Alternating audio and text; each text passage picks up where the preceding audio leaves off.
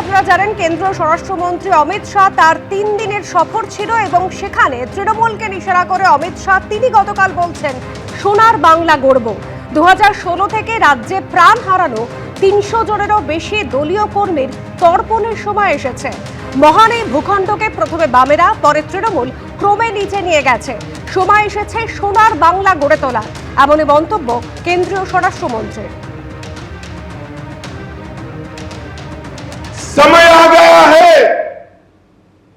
श्यामा प्रसाद मुखर्जी से लेकर अब तक भारतीय जनता पार्टी के कार्यकर्ताओं ने किए हुए संघर्ष का अंत लाने का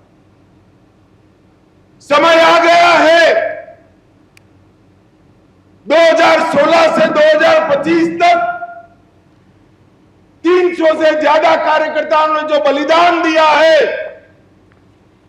वो कार्यकर्ताओं का तर्पण करने का भी समय आ गया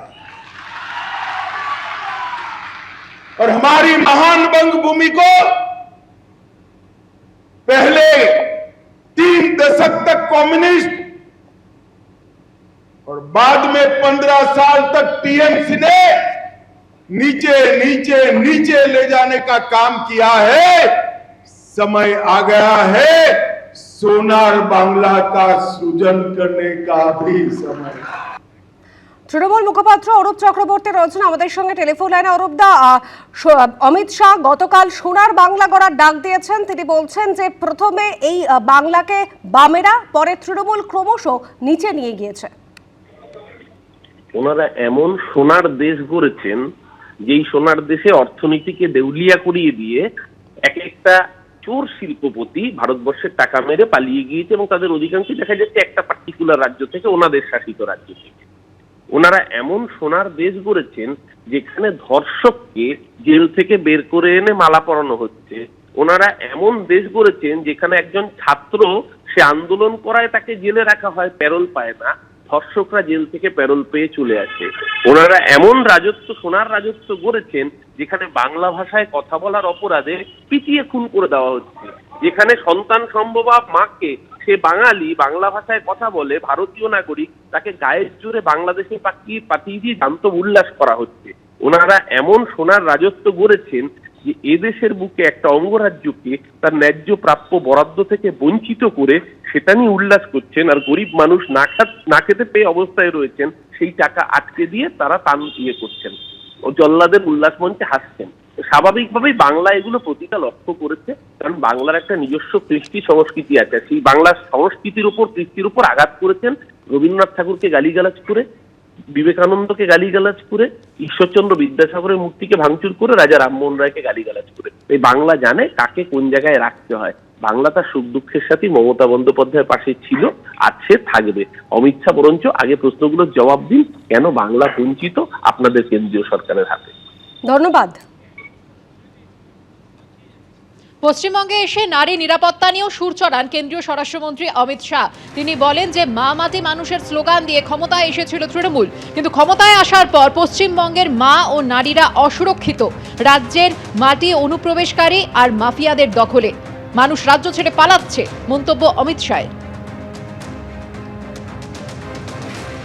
इन्होंने मां माटी मानुष का नारा दिया था।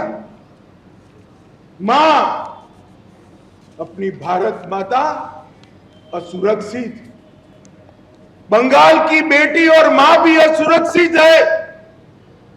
माटी घुसपैठिए और माफिया कब्जा कर रखे हैं और मानुष यहां से पलायन कर रहा है। मां माटी मानुष का ये संदेश सत्ता हथियाने के लिए तो उपयोग किया, कि 15 साल में इसको तितर बितर करने का काम। নারী নিরাপত্তা নিয়েও সরব হয়েছেন কেন্দ্রীয় স্বরাষ্ট্রমন্ত্রী। এর আগের দিন যখন সাংবাদিক বৈঠক করেছিলেন সেই সময় গত মঙ্গলবারও কিন্তু অনুপ্রবেশকারী নিয়েও মুখ খুলেছিলেন কেন্দ্রীয় স্বরাষ্ট্রমন্ত্রী। তিনি গতকালও বলছেন যে রাজ্যের মাটি অনুপ্রবেশকারী আর মাফিয়াদের দখলে, মানুষ রাজ্য ছেড়ে পালাচ্ছে।